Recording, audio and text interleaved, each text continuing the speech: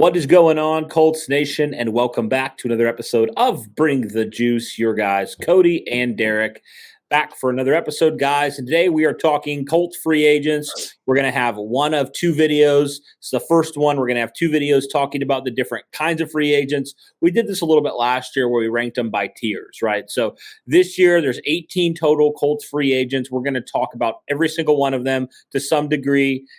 And in this episode, we're going to be talking about tier one guys. Now, stipulation on what tier one guys mean. I mean, really, it's the guys, Derek, who were major contributors to the Colts last year, guys who played significant snaps or were positive, help for the Colts. And so with that being said, we have a good number of people on this list. We have about 7 guys that we're going to talk about today, and then we'll talk about the other 11 guys in probably a little bit less detail for certain guys, maybe a little bit more detail for some other guys. But we have 7 guys here that we would classify as tier 1 free agents, which means probably the top free agents for the Colts to consider.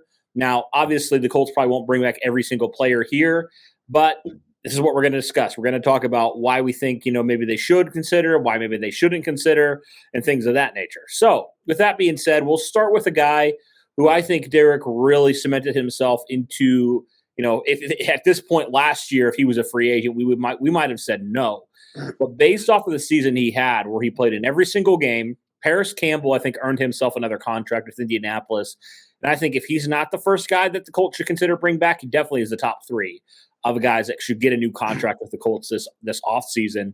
What are your thoughts on Paris Campbell and just what he was able to do, and why do you believe there's really is there a question if the Colts should bring him back or not? Because I've actually seen some people who have said, no, I'm good. I'd rather move on and get another wide receiver. What are your thoughts just on Paris Campbell overall and his current situation with Indy?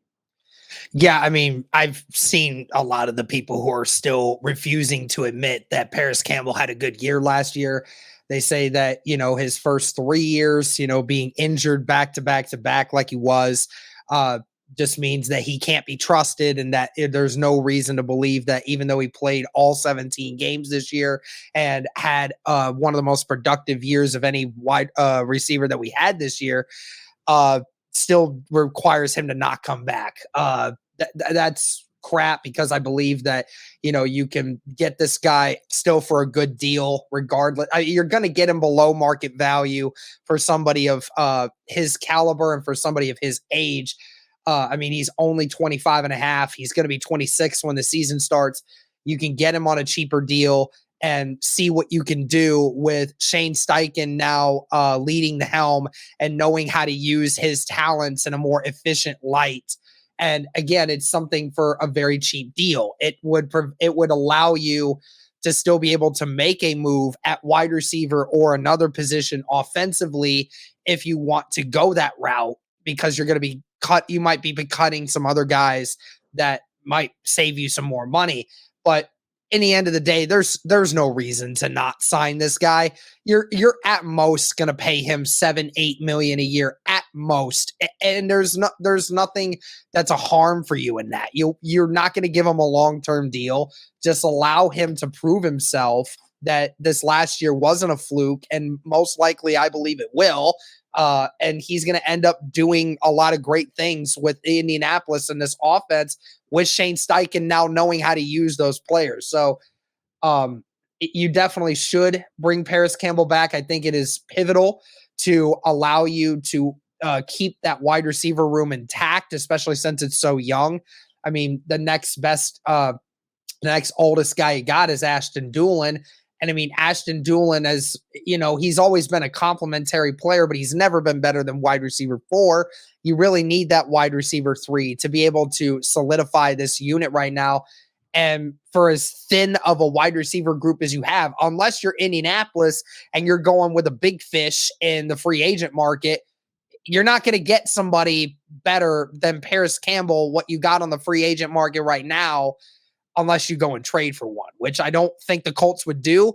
So you got to try to keep Paris. Yeah, I think there's a couple reasons in the pro Paris camp. Is first off, he proved he can stay healthy a whole season. That was huge. That was the biggest question mark for Paris.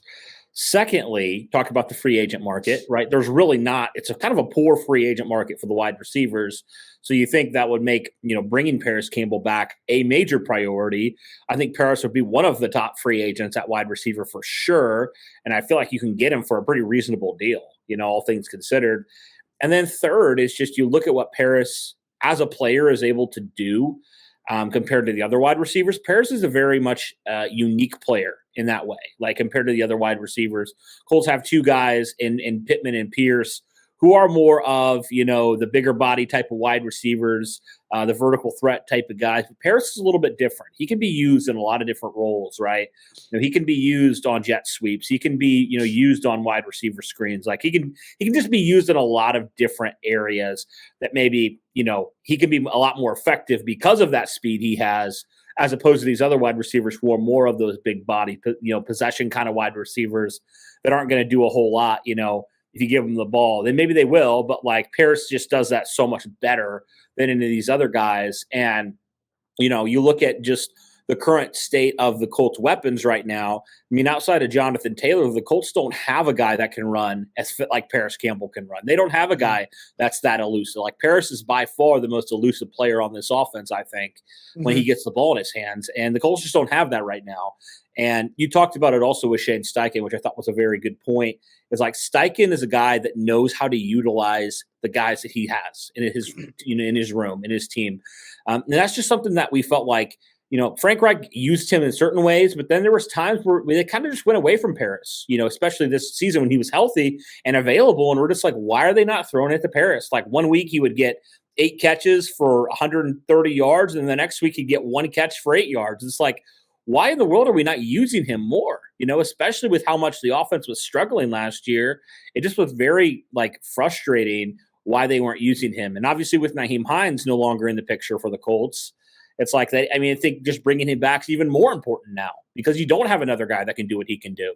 And Paris isn't a small guy either. That's also one thing that I think a common misconception I think a lot of people have is like, you either are one or the other, right? You're either really fast and not very big, or you're either really big and not very fast. But no, Paris kind of does a little bit of both, right? He's 6'1", 215, but he also has that 4.3 speed. Like he has those kind of things that frankly none of the other wide receivers on the Colts do have. So I think there's a lot of reasons to bring Paris back. And also, I don't think he's going to break the bank. He's not going to be asking for 10 to 12 million or anything crazy like that. Like I think he'll take a pretty reasonable deal. And, people seem to forget, like, Paris was the second receiver on the Colts last year. I mean, for the whole season. And they didn't even target him a lot of games early on. And Paris, had, over 60 catches for over 600 yards and 3 touchdowns. So it's like when the Colts actually threw him the ball, he was effective. He was very effective when they threw him the ball. And so, yeah, I just look at that and I just feel like you have to give Paris another opportunity here, to actually work with a quarterback that can get him the football more and an offensive mind that's actually going to scheme him into the game. Like that kind of stuff is just like, I mean, I think all things considered, like, none of the wide receivers were perfect, but Paris definitely is a unique one in a really good way for the Colts. And so I certainly think he's a guy that deserves the contract, and hopefully we'll be hearing something soon. I mean, he tweeted something out, and again, it could have been something else, but I think it got a lot of people talking like, "Ooh, could Paris be returning?" And I know on Lawrence Owen's show, it's pretty confirmed that Paris is probably coming back, which you would love to see that. Yeah, we've heard that there's been talks, nevertheless. Yeah. I mean, what exactly they, is going down, not 100% sure, but you certainly hope that, at some point he ends up coming back. I mean, that's kind of the news that I know you and I are waiting to hear. And yeah, I once he gets re-signed, it'll be exactly what I want to hear. And I think he's just in a better headspace now. I mean, you have to be after, what happened the first 3 years, and then you have finally a healthy season and you're like, okay, like I can do this. I can actually do this. Like, I mean, it just has to feel good for him to feel 100%. So Paris Campbell, I think a definite slam dunk, no question about it. You bring him back, unless of course he's gets super greedy and wants $15 million a year, then maybe not. But I don't foresee that. I don't think that's happening. With all due respect to Paris, man, there's just no shot. You have one healthy season in your entire first 4 years. There's no shot somebody's paying you that. But hey, man, this is what I think about. If you bring him back on like maybe a 1 to 2 year deal again, like in the contingent, like maybe like you did with with, some other quarterbacks where it's like, okay, if you don't come back a second year, it's not like we're going to be, tied up and it's going to screw us over, right? Maybe they have like that second year of like, hey, if you stay healthy, maybe we'll work on a long-term extension. I think it's a good first step for Paris in his future with Indy.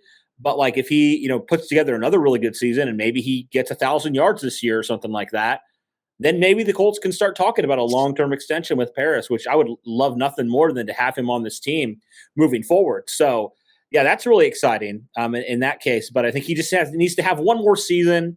Then you'll feel a little bit more confident about making him a definite, for sure, part of your future moving forward. So, Right. But definitely think right now, still see what you got with Paris. And he's still young, like you said. So, a lot can happen. He's just entering his prime now. So, it's very exciting in that way. All right, let's move on to another guy. Interesting enough, a guy that was also drafted in that same draft by the Colts, just a round later, Bobby Okereke. I mean, Bobby Okereke was really good last year for the Colts, Derek. I mean, he really, I think, played himself into a really big contract this year. And you look at what the Colts have invested in Shaquille Leonard. You look at what Zaire Franklin was able to do last year and breaking the franchise record in tackles while only being paid what he's being paid. And then you have another guy who we'll talk about in EJ Speed needing to be re-signed. I mean, the Colts find themselves in a situation where you have almost too much of a good thing at a certain position. So you're going to have to maybe let a guy like Bobby Okereke walk in free agency. Yeah, I mean, how many different times has Ballard said he had to let somebody go, not because they didn't want to pay him, but just because of, the situation that, it surrounds. I mean, talk about Anthony Walker, right? I mean, Anthony Walker left just because they couldn't guarantee him the snaps anymore. I mean, Shaquille Leonard was getting better. Bobby Okereke was getting those snaps and, it just got better. And Bobby Okereke is a legit top 15 linebacker in the league. He plays to that potential now and he's going to get paid, man. He's going to get paid. And, unless he decides that he wants to come back for, say $8 million a year for Indianapolis, say 4-year, $32 million contract or something, then I would say, yes, please come back, Bobby. But the problem is it's a guy that's probably going to get paid in the double figures. I mean, the top linebackers now are making $20 million a year now, Cody. And Bobby Okereke has been in the top 30 in tackles for the last 2 seasons. He's been widely regarded as one of the best coverage linebackers in the game now. I mean, there's no question that somebody's going to want to bring him in and make him the full timer. And with it is now, like you said, Zaire Franklin, what he just did this last year, most tackles in Colts franchise history. I mean, he's going to eventually get an extension at some point because Zaire's role is going to increase because of what he just did this last year. He got so much better throughout the season and he played phenomenally well. And then, of course, like you said, EJ Speed, at some point, you're going to have to either let EJ walk or you're going to have to tell him, hey, like your snaps are going to increase now because Bobby's going to be out the door. Or else EJ is going to probably go somewhere where he might be a definitive backup or even a starter somewhere at some point where he might get a better shot. So at some point, I think a team's going to come call him, tell Bobby, hey, we'll give you, $12 million a year for the next 4 years. And the 2 teams that will definitely probably do that is either Carolina or it's going to be the Bears. Because again, either old coach or old defensive coordinator. And my guess is the Bears because they got a ton of cap. And we know Bobby Okereke grew up in the NFL with Matt Eberflus's system. He knows Matt Eberflus's system, and Matt Eberflus trusts him entirely. He would be the main guy right there in the middle through the whole thing. So I would love to bring Bobby Okereke back. And honestly, it's why he's tier 1 because of the importance of having a Bobby Okereke around.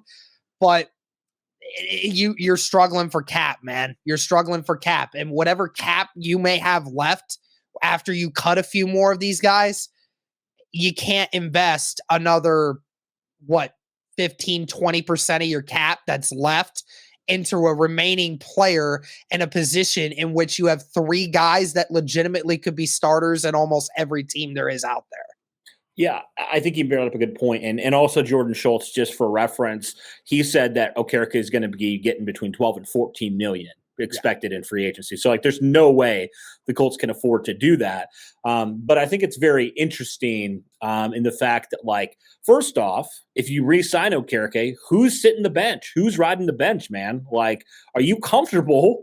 Like, say that happens. Are you comfortable with Zaire Franklin, your guy who broke your franchise record in tackles, riding the bench, right? You're certainly not going to bench Shaquille Leonard. I know there's questions about the injury still, but when he's healthy, you're not going to bench him, right? And then EJ Speed's coming into his own. And you probably wouldn't re-sign him at that point. So it's kind of like, what would you rather do in that situation? And also I think about, and this will kind of be our EJ Speed argument as well. We can kind of incorporate that here now.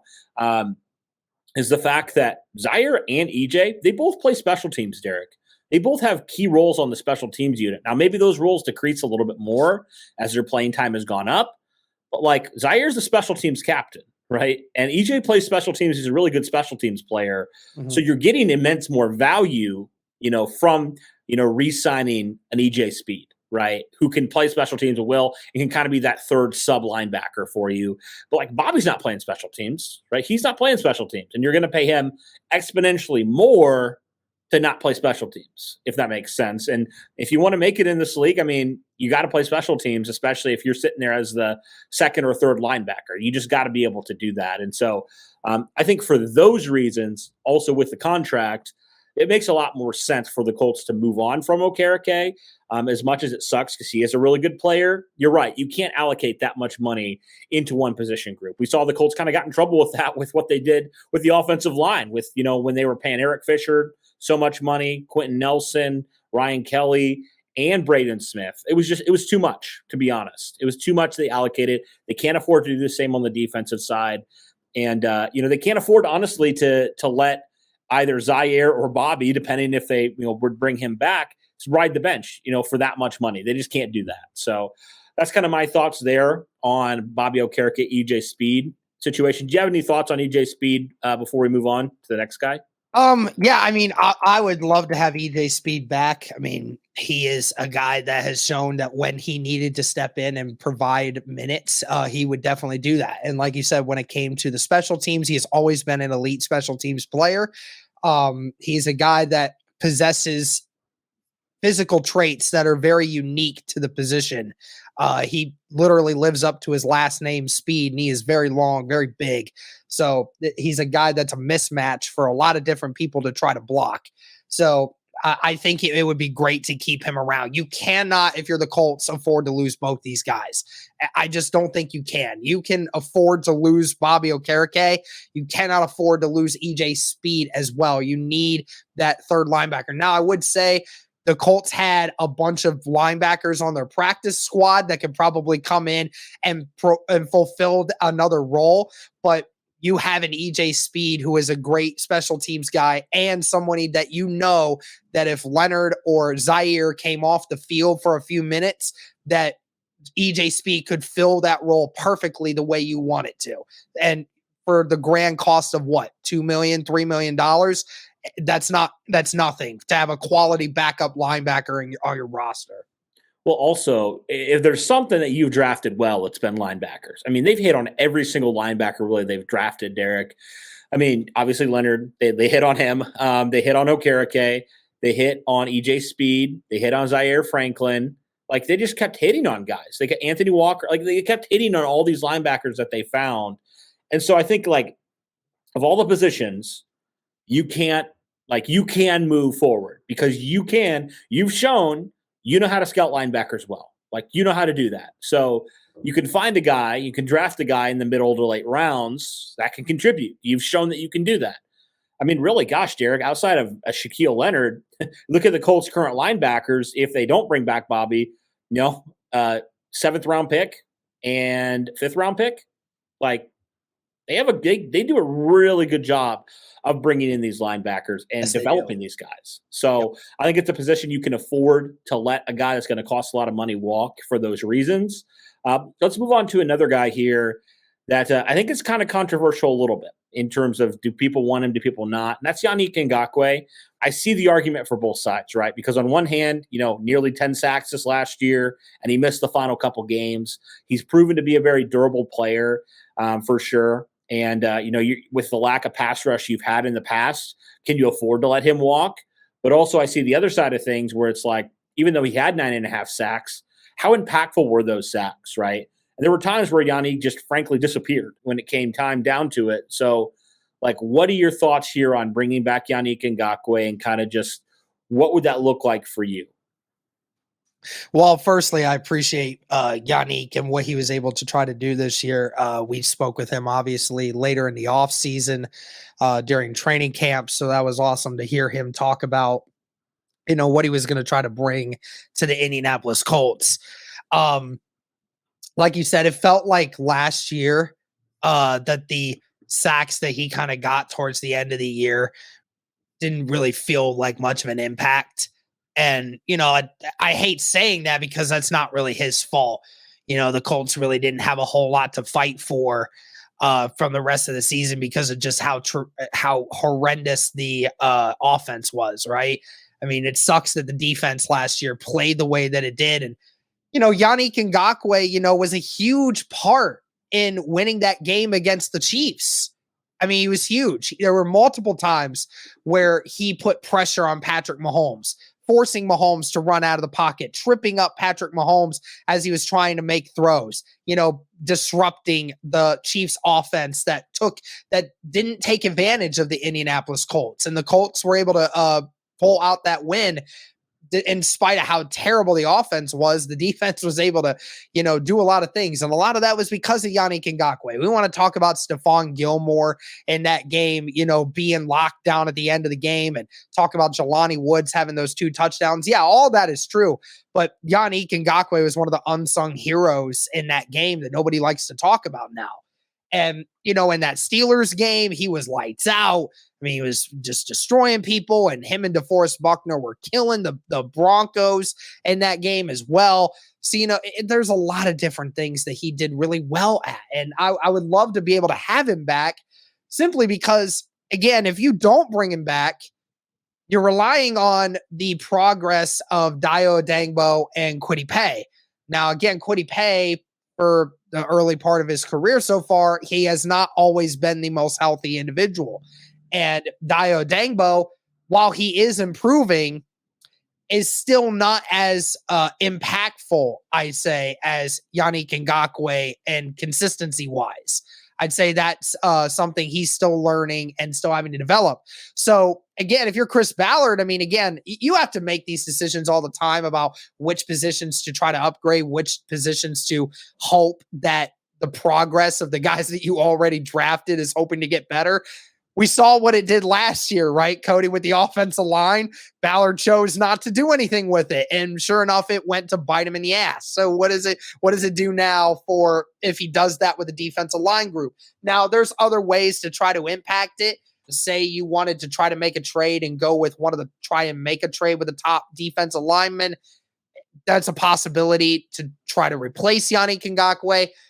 It's just a matter of, what is Yanni gonna want this year, right? I mean, you already paid him $13 million.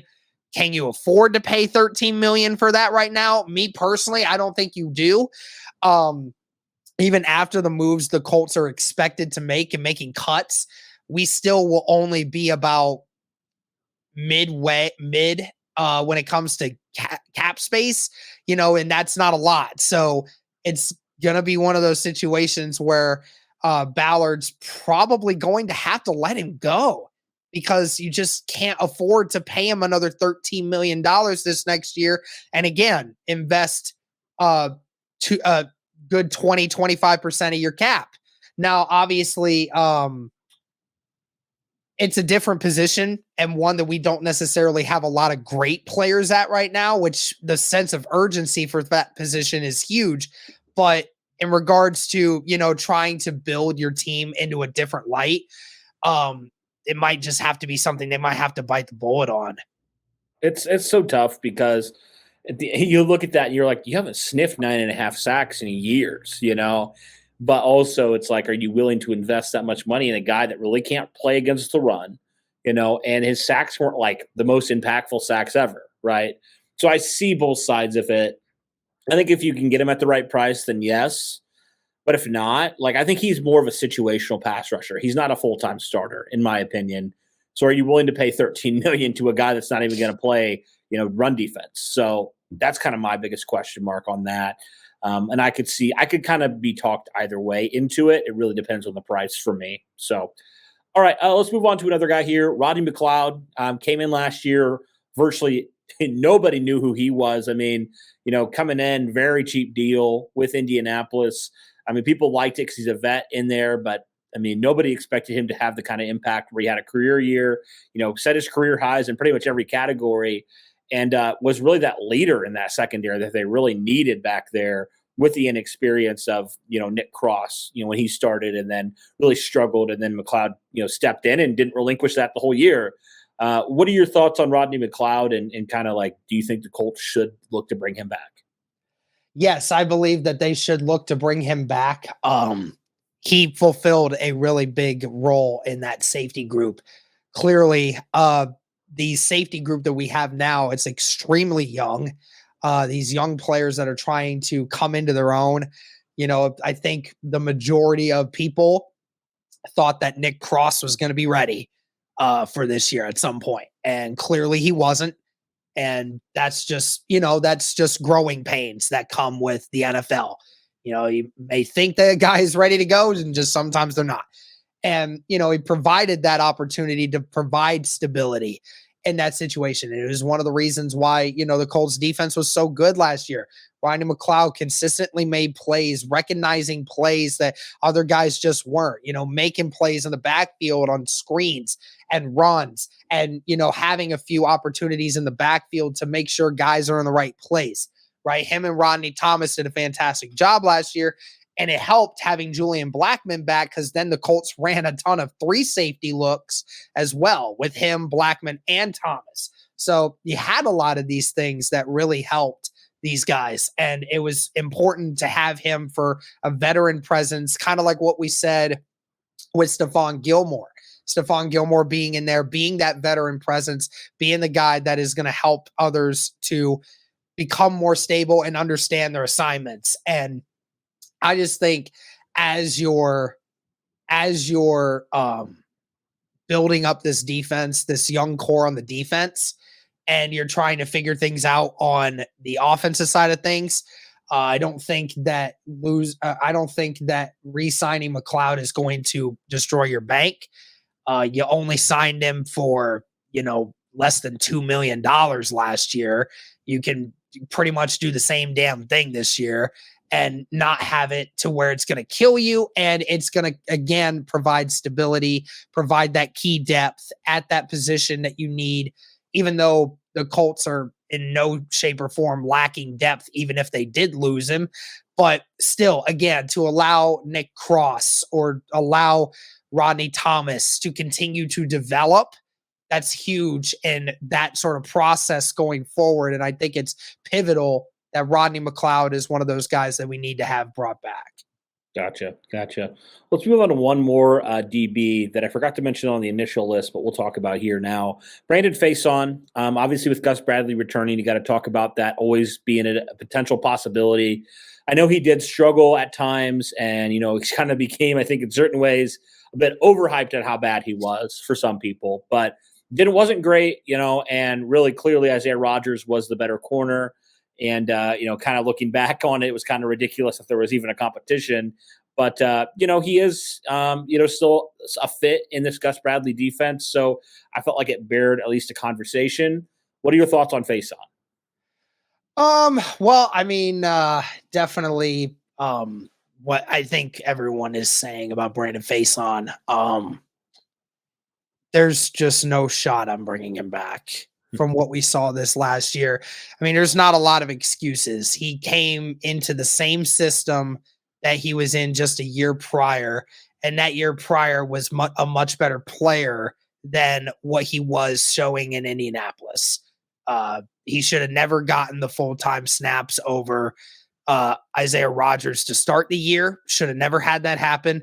Immediately when you saw the film, even through the first 2 weeks, it was blatantly obvious that he was not playing very well and that he shouldn't have been out on the football field as much as Isaiah Rodgers. But yet we saw Gus Bradley make that distortion, and it shouldn't have happened. He was one of the worst corners in the league last year in overall coverage and was one of the weakest links for the Indianapolis Colts defense all year. So again, as depth pieces, the Indianapolis Colts do a fantastic job every year, Cody, of finding a cornerback in the draft that comes in and finds a way to fulfill a role in that sort of system. We've seen multiple times where late round corners have come in for the Indianapolis Colts and have done fairly solid at the pieces that they've done. So I have no doubt that the Indianapolis Colts could find another suitable suitor for even whatever cornerback it's going to end up being. Isaiah Rodgers should be the starter from the get-go, and you just find somebody to fill in afterwards. Just doesn't seem right that they would try to bring in Brandon Faison after he was not worth $4 million last year. Was not worth it. He was the third highest contract free agent for us from this last season. And I could only deem him more worthy of a second contract over maybe about 3 or 4 other guys on this list. And those 3 or 4 other guys are people who don't play. So it's at that point where I'm all out. I'm all out. You can find somebody in the draft that you don't have to pay $4 million to, or find a free agent corner that you can find for $2 million that I'm sure could be a depth piece better than what Brandon Faison is. I don't think there's much debate, not much pushback for me there on Brandon Faison. So totally agree. Don't touch that. Just move on. Draft a guy or sign a vet for cheap that can play a little bit better than Faison, hopefully. All right. Last guy we're going to talk about, the kicker from last year. Wasn't the original kicker when the Colts started, but Chase McLaughlin came in his second tenure with Indianapolis. He came in and, dude, he lit it up. He did fantastic. He was one of the best kickers in the NFL last year, and really just felt like there was no question that he was going to, when he was out up to kick, for the majority of the time, he was going to make his kicks, right? I mean, that's just so crazy how it switched from at the beginning of the year. You hope that Rodrigo Blankenship makes his kicks. You hope that he doesn't kick it out of bounds. And after one game, the Colts have seen enough, right? And they brought in McLaughlin, and I thought, all things considered, he played very, very well. What were your thoughts just on McLaughlin's season last year with his, coming in, didn't miss an extra point. He was 29 of 35 field goals. What are your thoughts just on McLaughlin's season? And do you think he should be brought back to the Colts? Why or why not? Well, I mean, ironically enough, the only 2 seasons that he had 100% PAT makes was both seasons with Indianapolis, believe that or not. Yeah. And his third and most efficient year kicking were with the Indianapolis Colts. So clearly he has had his best seasons, overall seasons with Indianapolis. His best his second best field goal percentage was one in which he played for the Jets for 4 games and only took 8 kicks. So it's in one of those situations where it's like, he has had his best moments in Indianapolis. He has been effective. He has been good. And we should have never gotten rid of him to begin with. He is 26 years old. He's about to be 27. And for kickers, you don't have to break the bank on kickers. And especially a kicker who is content on kicking around that 80% range, which is where you want at least your kicker to be. And we saw this last year. Chase McLaughlin was winning us games. There was at least 3 games last year that Chase McLaughlin, 3 of our 4 wins came off of, or at least were in the conclusion of, with Chase McLaughlin kicking a game-winning or game-tying field goal. And that is the important aspect. Does he deliver in the clutch? And he was. Like you said, he made all of his extra points. Made 83% of his kicks last year. That's very solid. Nothing crazy, but it was solid. And he made a couple 50-yarders. The majority of his misses were actually from the 40-plus yard range, which was very odd for, that sort of thing. He was actually more efficient from the 50-plus yard line than he was kicking within that 40 range, which is pretty funny to think about. But played in all 15 games last year. And you're right. Like, Colts fans sat back and were like, yeah, we don't have to feel worried about when he kicks.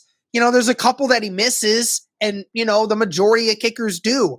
But very rarely did we see that. And he made the vast majority. And we sat back and we're like, okay, he's not going to kick it out of bounds. He's not going to kick it 40 yards. He's not going to, miss every other kick. He's not going to miss his extra points.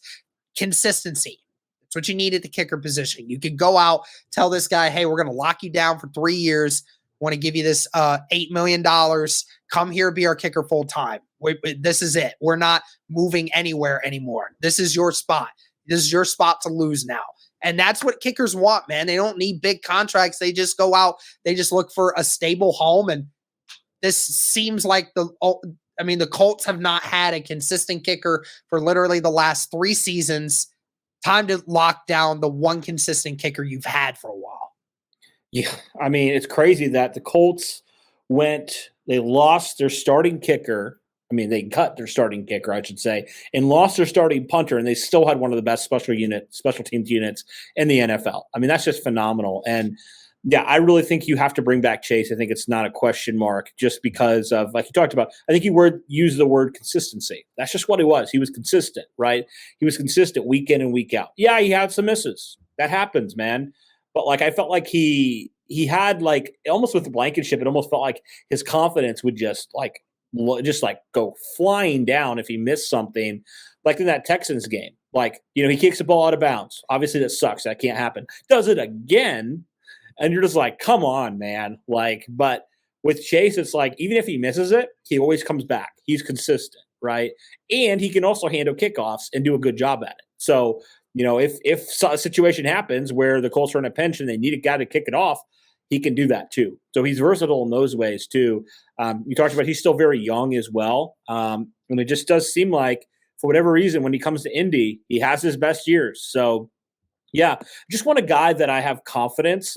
He may not make all the kicks, but I have confidence that he gives us a shot to win those games, right? With Blankenship, we just didn't have confidence with him that he was going to do that. And so, yeah, heck, the fact that he did all that, and I really truly believe, Derek, if the Colts had Chase McLaughlin week 1, they would have won that Houston game.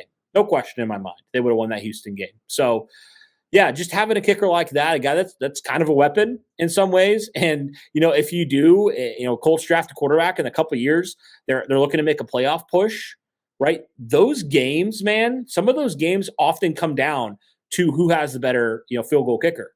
Right? Who has the guy that's going to go out there and make it? And I never felt like with Blankenship, the Colts had a guy that they could trust to go out there and win them the game. I never had confidence he could do that. And with Chase, he may not always do that. He may miss it, but at least we know we have a chance with him. So yeah. I think no question in my mind, you bring him back. He's a confident kicker. He does it well.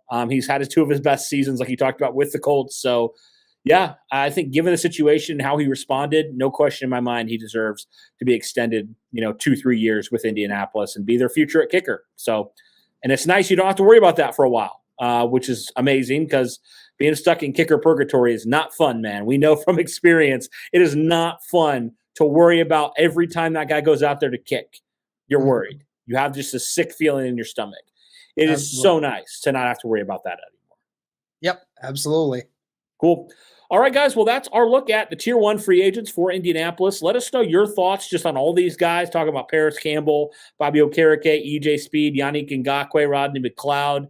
Talked about Brandon Faison, and finally ended with Chase McLaughlin. Let us know your thoughts. Guys, like we mentioned, there will be a Tier 2 video coming out, kind of talking about some of these other free agent guys who maybe some of them contributed a little bit, but we view them as guys that are not critical to have a conversation about, and for a lot of these guys we talked about bringing back. So let us know your thoughts overall on these 7 players we talked about, and be on the lookout for that. It will be dropping right after this video, so be looking out for that. Thank you guys so much for tuning in, and as always, guys, go Colts.